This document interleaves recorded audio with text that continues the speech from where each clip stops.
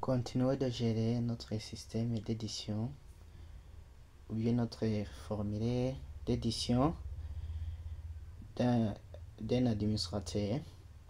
Ici, qu'est-ce qu'on veut faire? Nous voulons que lorsque l'utilisateur,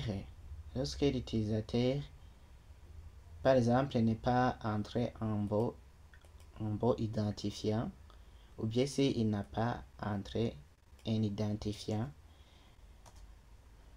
nous voulons cacher le formulaire pour qu'il ne puisse pas accéder au formulaire. Il aura seulement le message qui affiche si aucun utilisateur n'a été trouvé, ou bien si il a mis un faux identifiant. Là aussi, nous voulons cacher aussi cette formulaire. Aussi, qu'est-ce qu'on veut? On veut s'il a entré un faux identifiant mais qui se trouve dans la base de données, par exemple 12. Au lieu de lui afficher un message, vous n'êtes pas l'auteur de cet identifiant. Et d'ailleurs ici on n'a pas écrit identifiant. Bon, donc j'aurais pu mettre identifiant.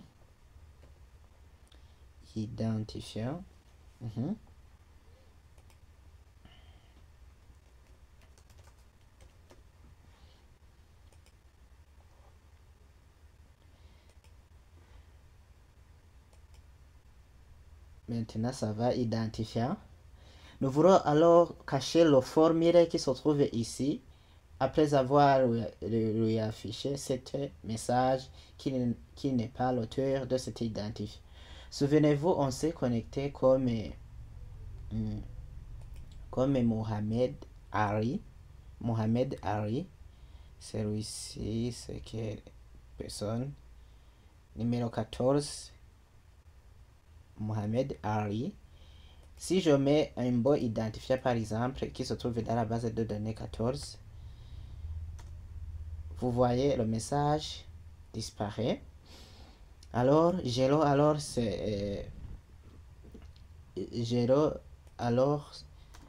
c'était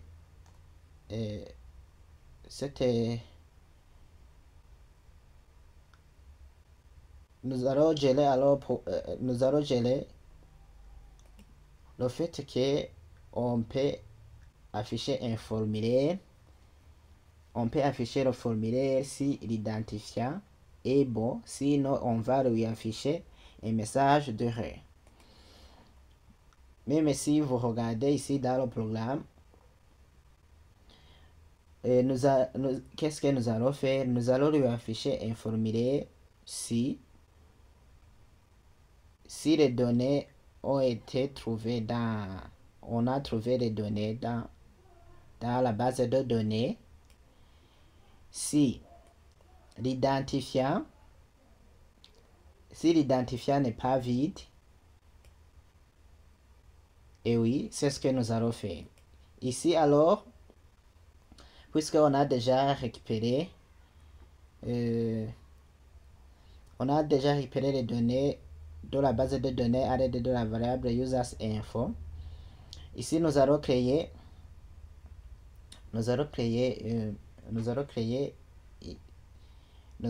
des variables pour récupérer les différentes variables de la base de données. Donc on travaille avec des champs user identifiant, user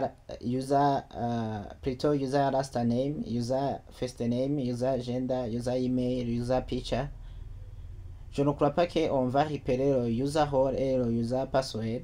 C'est pourquoi ici, même après, je vais enlever le champ mot de passe. Je ne crois pas que vous pouvez modifier le mot de passe. Donc, ici, on va faire la modification portant sur le nom, le prénom, le genre, l'adresse email et la photo. Donc ici, je récupère le user last name.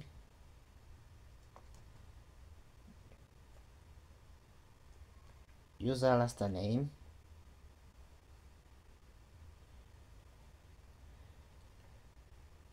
User last name. Je le récupère dans une variable qui s'appelle users info.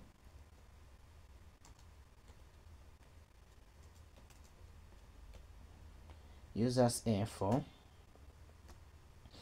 Et je vais récupérer le nom qui se trouve dans la base de données. Le nom qui se trouve dans la base de données, c'est quel nom? C'est user last name. Alors ici, j'aurais pu récupérer toutes les données de l'utilisateur en inscrivant une étoile. Ici, je mets user last name.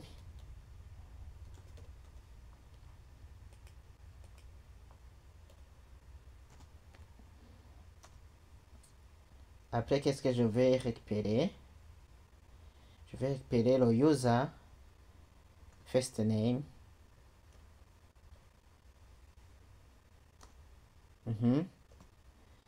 User first name. Et puis, je mets users info.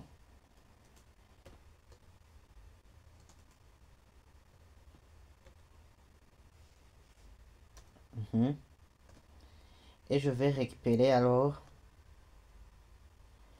le user first name. C'est le nom qui se trouve dans la base de données. First name.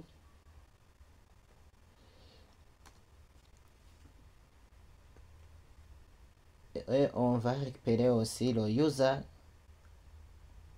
Après first name, c'est le genre, user gender.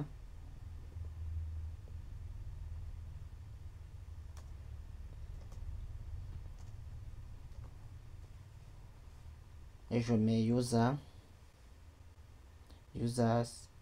info. Et puis je mets user gender.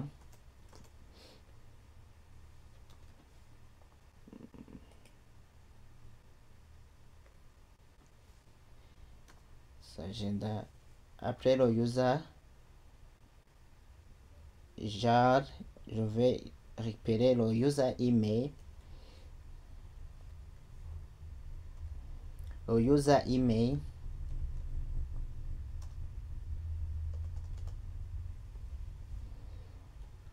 Et puis je récupère dans user info.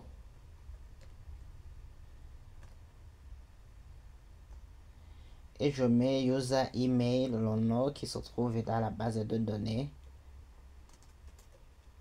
User email.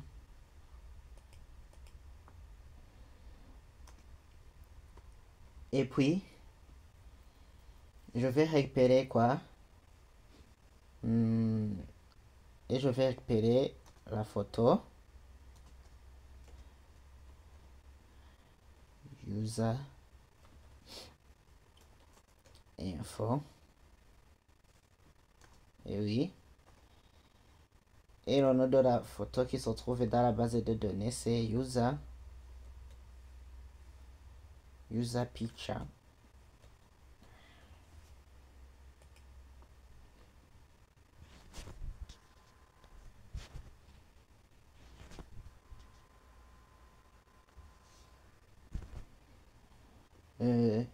Après avoir récupéré toutes les données, donc ici, qu'est-ce qu'on vient de faire? On vient de stocker les données qui se trouvent dans la base de données dans ces variables. User last name, user first name, user gender, user email, user picture. Puisque on a récupéré les données de la base de données avec users info qui a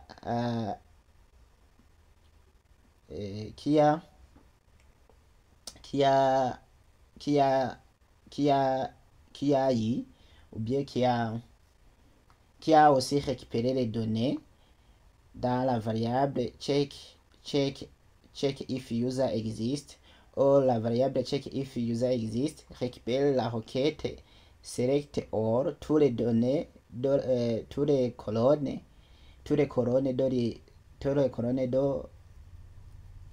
de la table user et récupère une ligne après une autre dans un tableau avec la méthode qu'on appelle fetch qu'on a vu précédemment.